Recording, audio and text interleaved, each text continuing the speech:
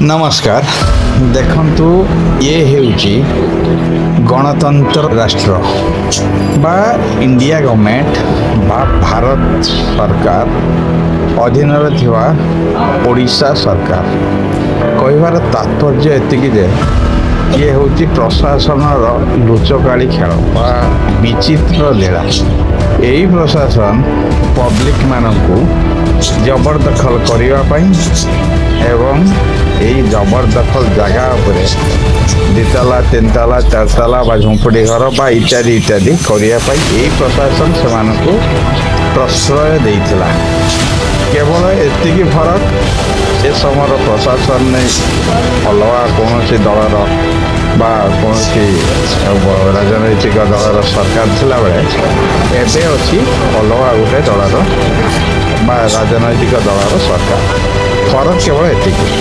ये जगह बर्तमान आप जो जगह देखुं जो जगह जबरदखल उच्छेद चली यही जगह से सरकार समय थिला सरकारी जगह एबे भी अच्छी सरकारी जगह से सरकार समय यही पब्लिक थिले एवं जबरदखल करथिले एवं ये सरकार समय मध्य से जबरदखल उच्छेद चली ठीक अच्छे जे किंतु गोटे कथा आपण माने भाबंतु यही जबरदखल सरकार जो राजस्व खर्च होउची अर्थात ये जो आपण देखुं पकलिन बड़ पकलिनटा आपणकर पाखापाखि 2500 रु 3000 टंका घंटा को नब एवं छोट जो जेसीबी अच्छी सी पाखापाखि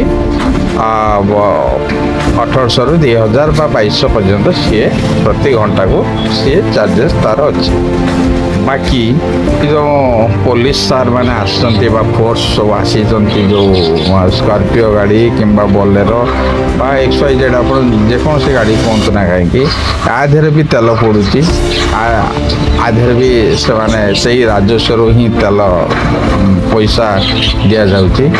बाकी आपन जो बड़ सार मान को देखिए कलेक्टर सार मजिस्ट्रेट सार हूँ कि एडिशनल मजिस्ट्रेट हूँ कि SP हूँ कि बड़ बड़ ऑफिसर हूँ ना कहीं सी जरूरी काम को छाड़ी एठी जगैया आसी यही सब आप देखते राजस्व सहित केते प्रकार क्षयक्षति घटुची यादर माने लॉस है तथापि सरकार चेतु ना जे एमान को प्रश्रय देला किए एमाने जो प्रथम आसिकी खुंटटे पोतिले बा जगह को कैप्चर कले एमान को प्रश्रय देछि किए एठी पुणी देखते ये आपंकर इलेक्ट्रिक कनेक्शन अच्छे बर्तमान साधारणतः आपड़ गोटे इलेक्ट्रिक कंज्यूमर एप्लाय करिया गले आपन को विभिन्न प्रकार कटकणा देकी गति करिया पड़ुछि। आपनकर पूर्व इलेक्ट्रिक बिल गोटे प्रोड्यूस करेंगे से इलेक्ट्रिक बिल ड्यू अच्छी कि नहीं ताकू देखा तार जमी ता ना अच्छी कि नहीं देखा हेटा जल जमी कि नहीं देखा इत्यादि इत्यादि विभिन्न प्रकार स्टेप बा प्रोसेस देकी आपण गति कला परे जदि आपण इलिजिबल हेबे ताले आपण घर को करेंट कनेक्शन जीव नचेत आपण अंधार रे रहिबे।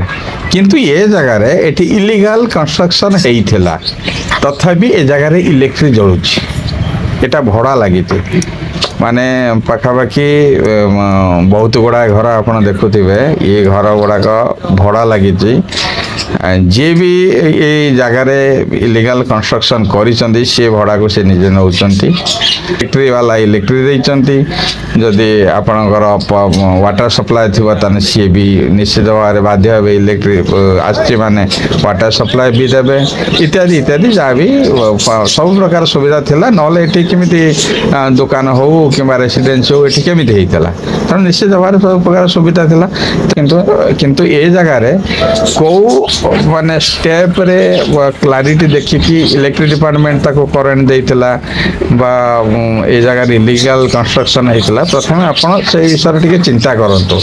द्वितीय कथा हला ए जो राजस्व खर्च हला ए बाबद रे ए भांगीबा बा उच्छेद बाबद रे जो राजस्व सब खर्च हेउची ए राजस्व कहा पैसा ସେ ଯେ ବି ସରକାର ହୁଅନ୍ତୁ ନା କାହିଁକି, ପୂର୍ବ ସରକାର ହଉ ବା ଏବେକା ସରକାର ହଉ କିମ୍ବା ଆଗାମୀ ଭବିଷ୍ୟତରେ ଆଉ ଯେକୌଣସି ସରକାର ଆସୁ ନା କାହିଁକି, ଏଇ ଯେଉଁ ରାଜସ୍ୱ ଖର୍ଚ୍ଚ ହେଲେ ଏଇଟା କାହା ପଇସା? ଏଇମାନଙ୍କର ପଇସା ଆଜ୍ଞା। ଏଇମାନେ ପ୍ରତିଦିନ ମେହନତ କରିକି ଯାହା ଇନକମ୍ କରୁଛନ୍ତି, ମାନେ ଆପଣ ଆରମ୍ଭ କରିକି A to Z ଅର୍ଥ, ଆପଣ ମୁଢ଼ିଟେ ଖାଇଲେ ସେଥିରେ ଟ୍ୟାକ୍ସ ଦେଉଛନ୍ତି, ଆପଣ ଯେକୌଣସି ପେଷ୍ଟଟେ ଘଷିଲେ ଟ୍ୟାକ୍ସ ଦେଉଛନ୍ତି, ଆପଣ ମୋବାଇଲରେ କଥା ହେଲେ ଟ୍ୟାକ୍ସ ଦେଉଛନ୍ତି, ରୋଡ଼ରେ ଚାଲୁଛନ୍ତି ଟ୍ୟାକ୍ସ ଦେଉଛନ୍ତି, ସବୁ ପ୍ରକାର ଆପଣ ଟ୍ୟାକ୍ସ ଭରୁଛନ୍ତି। ଆଉ ସେଇ ଟ୍ୟାକ୍ସ ପଇସାରେ ରାଜସ୍ୱ କ୍ରିଏଟ୍ ହେଉଛି ଏବଂ ସେଇ ରାଜସ୍ୱରେ ଏଇଭଳିଆ ଇଲିଗାଲ କନଷ୍ଟ୍ରକ୍ସନ୍ ଯେଉଁମାନେ କରିଛନ୍ତି ତାଙ୍କ ପାଖରୁ ଏଇ ଭାଙ୍ଗିବାର ଯେଉଁ ଖର୍ଚ୍ଚ ହେଉଛି ତାଙ୍କ ପାଖରୁ ସେମାନେ ଗଭର୍ଣ୍ଣମେଣ୍ଟ ଆଦାୟ ବା ସରକାର ଆଦାୟ ନ କରି ନିଜ ରାଜସ୍ୱ ପାଣ୍ଠିରୁ ଲକ୍ଷ ଲକ୍ଷ ଟଙ୍କା ଖର୍ଚ୍ଚ କରି ଏଇ ଉଚ୍ଛେଦ କରୁଛନ୍ତି।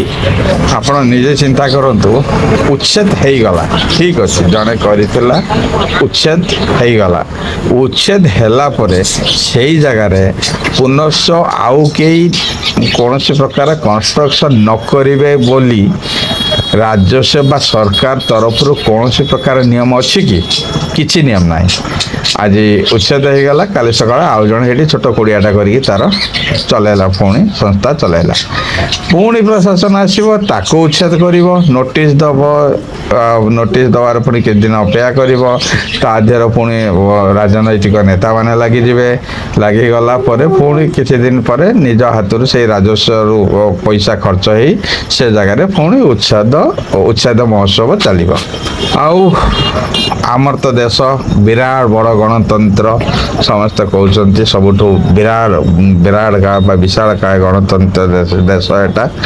ଏ ଦେଶରେ ଜୁଡ଼ିସିଆଲ ପ୍ରକ୍ରିୟା ବି ଅଛି, ତେଣୁ ଏଠିକାର ଜୁଡ଼ିସିଆଲ ବା ଯେଉଁ ମାଜିଷ୍ଟ୍ରେଟ୍ ବା ଜଜ୍ ବସିଥାନ୍ତି,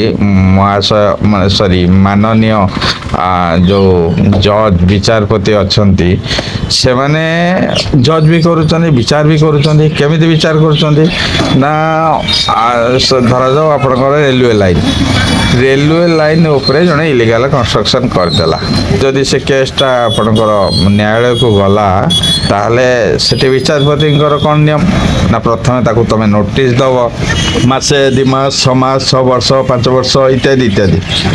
ତାକୁ ପ୍ରଥମେ ତମେ ନୋଟିସ୍ ଦେବ ଯେ ରେଳ ଧାରଣାରୁ ଇଲିଗାଲ କନଷ୍ଟ୍ରକ୍ସନ୍ ଉଠାନ୍ତୁ। ଯଦି ସିଏ ନ ଉଠେଇଲେ ତାହେଲେ ତାଙ୍କୁ ପୁଣି ଆଉ ଗୋଟେ ନୋଟିସ୍ ଦିଆଯିବ। ତଥାପି ଯଦି ସିଏ ନ ଉଠେଇଲେ ତାହେଲେ କ'ଣ କରାଯିବ ନା, ସରକାର ତାର ନିଜସ୍ୱ ରାଜସ୍ୱ ଦେଇ ବା ନିଜ ହାତରୁ ରାଜସ୍ୱ ଖର୍ଚ୍ଚ କରି ସେ ଇଲିଗାଲ କନଷ୍ଟ୍ରକ୍ସନ୍ ଉଠିବ, ତାପରେ ସେ ରେଳ ଲାଇନ୍ ସମ୍ପୂର୍ଣ୍ଣ ଭାବରେ ମୁକ୍ତ ହେବ ଇଲିଗାଲ କନଷ୍ଟ୍ରକ୍ସନ୍। ଇଏ ହେଉଛି ଭାରତର ବା ଆମ ଦେଶର ବିଚାରପତିଙ୍କର ବିଚାର। ତେଣୁ ଆମେମାନେ ସୁବିଧାବାଦୀ ବା ଆମ ସରକାର ସେଇଭଳିଆ ସୁବିଧାବାଦୀ ହେଇଗଲେଣି। ଅର୍ଥ ଜବରଦଖଲ ଜଣେ କରୁଛି, ତାକୁ କରିବାକୁ ଏମାନେ ଦେଉଛନ୍ତି, ଜବରଦଖଲ ସେ କରୁ, ତା କତର ପଇସା ପତ୍ର ଖାଉଥାନ୍ତୁ ବା ନ ଖାଇଥାନ୍ତୁ, ମୁଁ କହୁନି ଯେ ସମସ୍ତେ ଭ୍ରଷ୍ଟ ଅଫିସର ଅଛନ୍ତି, ଯାହା ବି ହଉ, ସେଇ ଜବରଦଖଲକୁ ଉଚ୍ଛେଦ ନ କରିବା ବା ସେମାନଙ୍କୁ ନ ରୋକିବା, ଇଏ ହେଲା ବହୁତ ବଡ଼ କ୍ରାଇମ୍। ଆପଣ ସେମାନଙ୍କୁ ରୋକିଲେ ନାହିଁ, ସେମାନେ ଘର କରି ଚାଲିଲେ, ସେମାନେ ସେ ଜାଗାରେ କନଷ୍ଟ୍ରକ୍ସନ୍ ତିଆରି କଲେ, ଦୋକାନ କଲେ, ଭଡ଼ା ଲଗେଇଲେ, ଇନକମ୍ କଲେ, ସେଥିରୁ ଚାଲିଲା ସେମାନଙ୍କର। ତାପରେ ସେମାନଙ୍କୁ ପୁଣି ହଠାତ୍ ଉଠାଗଲା। ଦେଖୁଥିବେ ଆପଣ କେମିତି 3-3ଟା 4-4ଟା ପକ୍ଲିନ୍ ଜେସିବି ଲାଗିଛି, ବହୁତ ବଡ଼ ବଡ଼ ସାର୍ମାନେ ଛିଡ଼ା ହେଇଛନ୍ତି, ଆମର ସୁରକ୍ଷା ବଳ ମଧ୍ୟ ବହୁତ ମାତ୍ରାରେ ଏ ଜାଗାରେ ଅଛନ୍ତି। ୟା ପୂର୍ବରୁ ଫାଷ୍ଟ ଯେତେବେଳେ ଷ୍ଟାର୍ଟିଂ ହେଇଥିଲା ଆଉ ଏଇ ଉଚ୍ଛେଦ କାର୍ଯ୍ୟକ୍ରମ, ବହୁତ ପ୍ରକାର ଗଣ୍ଡଗୋଳ ମଧ୍ୟ ଗୋଟେ ପ୍ରକାର ଏଠି ହେଇଥିଲା, ବଚସା ବି ହେଇଥିଲା, ବିଭିନ୍ନ ପ୍ରକାର। ତେଣୁ ଏଗୁଡ଼ାକ ହବାକୁ ଗଲା କାହିଁକି? ଗୋଟେ ଗରିବ ଲୋକ ଯିଏ ସକାଳୁ ଯଦି କାମକୁ ନ ଯିବ ତ ତାର ଚୁଲି ଜଳିବନି, ସିଏ କେବେ ଏ ସାହସ କରିବ ନାହିଁ। ତେଣୁ ଜବରଦଖଲ କୋଉମାନେ କରୁଛନ୍ତି ଆପଣମାନେ ଭଲ କରି ଜାଣିଛନ୍ତି। ତେଣୁ ସେମାନଙ୍କୁ ଉଚ୍ଛେଦ କରିବା ଏଇଟା ବହୁତ ଡେରି ହେଇଯାଇଛି, ବହୁତ ବିଳମ୍ବ ହେଇଯାଇଛି ସେମାନଙ୍କୁ ଉଚ୍ଛେଦ କରିବା। ତେଣୁ ସରକାରଙ୍କୁ ମୋର ଦୁଇଟି ଅନୁରୋଧ। ପ୍ରଥମ ହେଲା ଆପଣ ଜବରଦଖଲ କରାଇତେ ଦିଅନ୍ତୁ ନାହିଁ। ଦ୍ୱିତୀୟ ଅନୁରୋଧ ହେଲା ଉଚ୍ଛେଦରେ ଯେଉଁ ରାଜସ୍ୱ ଖର୍ଚ୍ଚ ହେଉଛି ସେଇ ଖର୍ଚ୍ଚ ଆପଣ ଜନତାଙ୍କ ପଇସା ବା ଜନତାଙ୍କ ଦିଆଯାଇଥିବା ଟ୍ୟାକ୍ସରୁ ନ ଖର୍ଚ୍ଚ କରି ଆପଣ ନିଜ ପକେଟରୁ ଖର୍ଚ୍ଚ କରନ୍ତୁ, ନଚେତ୍ ଯିଏ ଜବରଦଖଲ କରିଛି ତାରି ପାଖରୁ ଆପଣ ଏଇ ଖର୍ଚ୍ଚ ଆଦାୟ କରନ୍ତୁ। ସୋସିଆଲ ମିଡ଼ିଆ ମାଧ୍ୟମରେ ମୋର ଗୋଟିଏ ସରକାରଙ୍କୁ ଅନୁରୋଧ, ତେଣୁ ସରକାର ଜନତାଙ୍କର ପଇସାକୁ ବର୍ବାଦ କରନ୍ତୁ ନାହିଁ ଏଇ ଟାଇପ୍ରେ। ତୃତୀୟ କଥା ହେଲା ଜବରଦଖଲ ଉଚ୍ଛେଦ ପରେ ତୁରନ୍ତ ସେଇ ଜାଗାକୁ ସରକାର ନିଜ ଅକ୍ତିଆରରେ ନିଅନ୍ତୁ ଏବଂ ସେଇ ଜାଗାରେ ଭବିଷ୍ୟତରେ ଆଉ କୌଣସି ଜବରଦଖଲ ନହେବ ବୋଲି ସରକାର ଏଥିପାଇଁ ପ୍ରତିଶ୍ରୁତି ଦିଅନ୍ତୁ। କାରଣ ସରକାର ଯେଉଁ ଯେତେ ସମୟ ନଷ୍ଟ କରି ଏବଂ ଯେଉଁ ଅର୍ଥ ବିନିଯୋଗ କରି ଏଇ ଉଚ୍ଛେଦ କରିଛନ୍ତି ତାହା ବୃଥା ନ ଯାଉ। ସେକେଣ୍ଡ ଟାଇମ୍ ଏ ଜାଗାରେ କୌଣସି ପ୍ରକାର ଜବରଦଖଲ ନ ହେଉ ସରକାର ଏଥିପାଇଁ ଧ୍ୟାନ ଦିଅନ୍ତୁ ଏବଂ ଏଥିପାଇଁ ପ୍ରତିଶ୍ରୁତିବଦ୍ଧ ରୁହନ୍ତୁ। ନମସ୍କାର।